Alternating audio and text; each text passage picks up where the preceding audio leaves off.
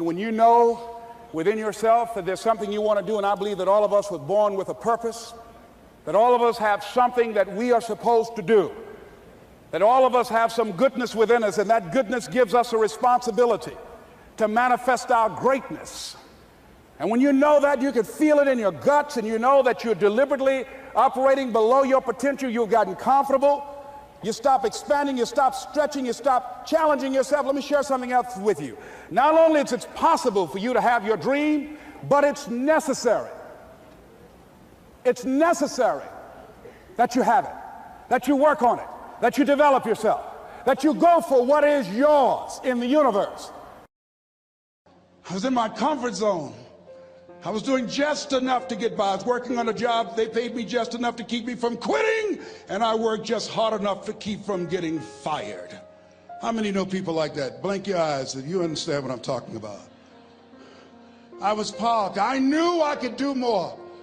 But when my mama died, it took something out of me.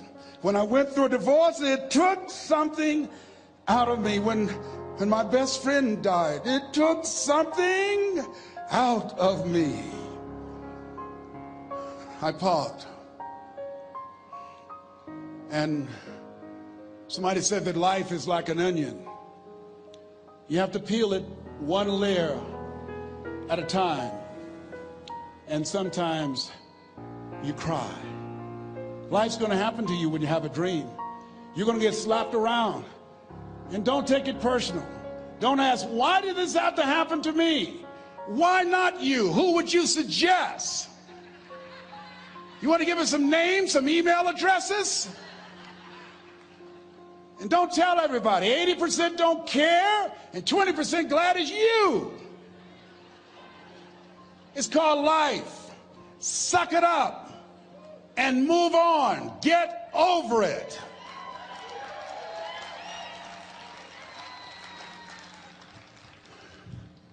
It happens to everybody.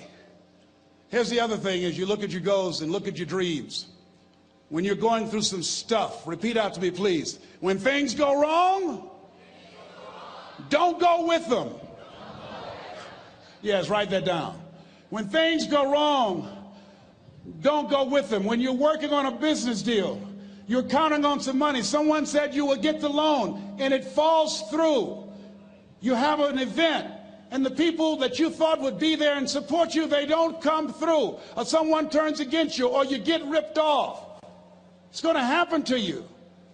Happened to me. Someone stole all my products, my database, over 180,000 names and addresses. It's not personal. It's going to happen to everybody. It does. 8 out of 10 millionaires have been financially bankrupt. Walt Disney had he filed bankruptcy 7 times and had 2 nervous breakdowns. It's called life.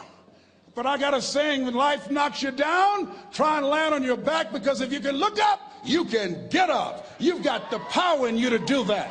You've got something special. You've got comeback power. Here's the other thing. Let us say together, it's possible. It's necessary. It's me. Yes, write that down. It's me. Take ownership for your life. Nobody can live your dream for you but you. Nobody's going to take care of your business like you. Stop coming up with excuses. Don't give yourself permission to continue to live a small life. You can't fit a big dream into a small life. Give yourself permission to go for it, to test yourself, to challenge yourself, to live full. I like the saying, always strive to get on top in life, because it's the bottom that's overcrowded. The reason you're here is because there's something in you that says, I can do more. This just can't be it. There's something in you. There's a calling on your life. There's something in your heart that caused you to get dressed and spend the money to go to seminar after seminar and listen to message after message and speaker after speaker. Because there's something in you that tells you this is not it for you. You have not peaked here. There's more in you that you are expressing. Eye has not seen, ear has not heard, nor has entered the heart of mankind what's in store for you if you challenge yourself, if you persist and persevere, if you take ownership for your life.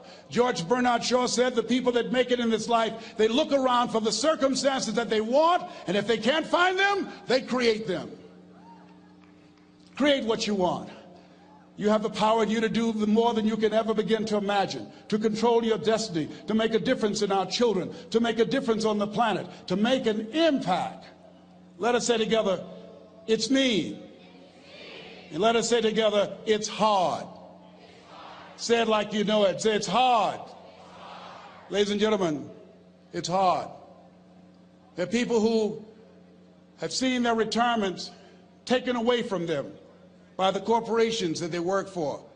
They were within 2 or 3 years of retiring, and they had it taken from them.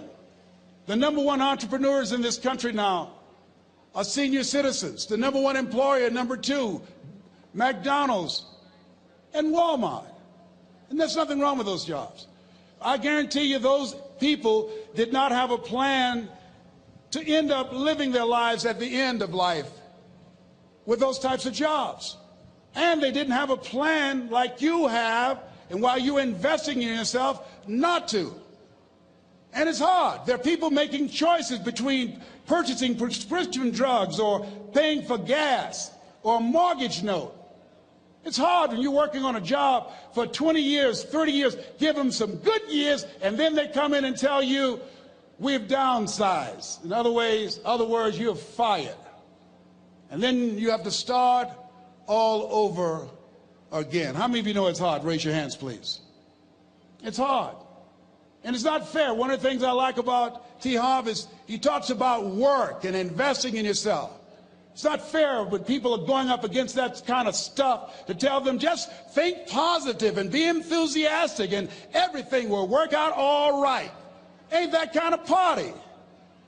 It's hard. Life will put some knots on your head. I bought my first home for my mother. I was rushing, didn't know what I was doing, and I bought a home that had a lien against it. And they called me, Mr. Brown, yes, there's a lien against your property. We need $55,000 if you're going to stay there. Wait a minute, sir. I just bought this home. The guy told me there were no liens against it. I'm not the one that owe you the money. You should have checked that out, Mr. Brown. Come on. I called my attorney. We followed up. Yes, Les, there's a lien against the property. But he told me there were no liens. He lied, obviously. Oh, my God. He told me he wanted to help me because he admired the fact that I was buying this home for my mother and that he was adopted, and he identified with me. Les, he suckered you. He played you, man. So what? Well, would they take payment arrangements? What about $5,000 a month? They want all the money, Les.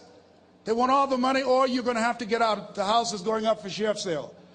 Do you have it? No, I don't have it. Can they give me some time? Tell them to give me 3 months, please. Give me 3 months. My mother's in her 70s, man. She has a bad heart. Don't do this to me. This is my dream.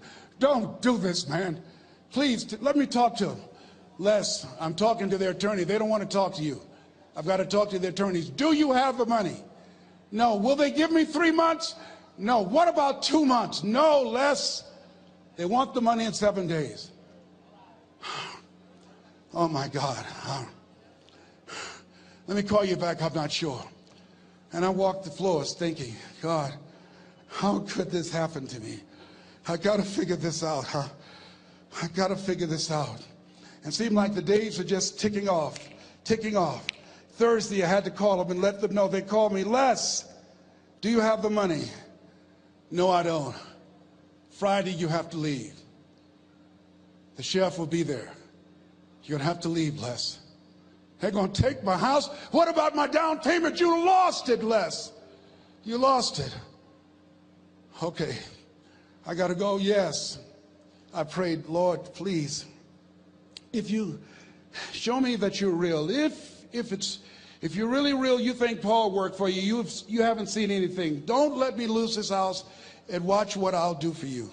I was trying to cut a deal. Have you ever tried to cut a deal? It's amazing how spiritual you get when you get in trouble. You know what I mean? When I was diagnosed with prostate cancer, I was going to bed with the Bible and the Holy Quran and Science of Mind and Joel Goldsmith, everything I could find. I was praying to Jesus, Yahweh, Melchizedek, everybody. I was calling on everybody. It's amazing. And here I was walking the floor at 3 o'clock in the morning, and I had to go and wake my mother up. I got on my knees and I said, Mama, I said, I need you to wake up. She said, what's wrong, Leslie? I can hear you walking back and forth. I'm not asleep, son. I said, there's something I need to tell you. She said, your eyes are red. Why are your eyes red? Because I feel so stupid now. Why? We got to move tomorrow. Why, Leslie? There's a lien against the property, and they want $55,000, and I don't have it. And we're going to be set out tomorrow. We have to go back to Liberty City. So she said, it's okay. I don't like this house anyhow. I said, why? She said, because of my arthritic knees, it hurts my knees when I go up the steps.